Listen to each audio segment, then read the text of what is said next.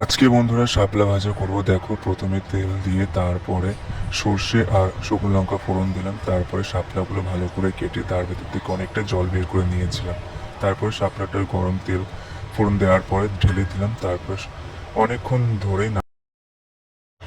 গ্যাসের ফ্লেমটা হাই করে তারপরে শাপলাগুলো কড়ার ভিতর দিয়ে অনেকক্ষণ ধরে নাড়তে লাগলাম, যতক্ষণ না সব জলটা টেনে নিচ্ছে। দেখো, অনেকক্ষণই সময় লাগলো।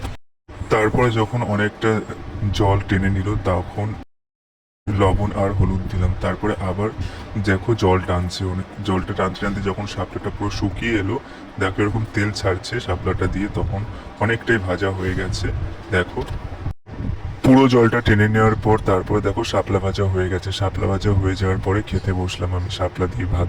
খেতে কিন্তু খুব ভালো লেগেছিল। শাপলা ভাজাটাই প্রথম আমি নিজে শাপলা ভাজলাম।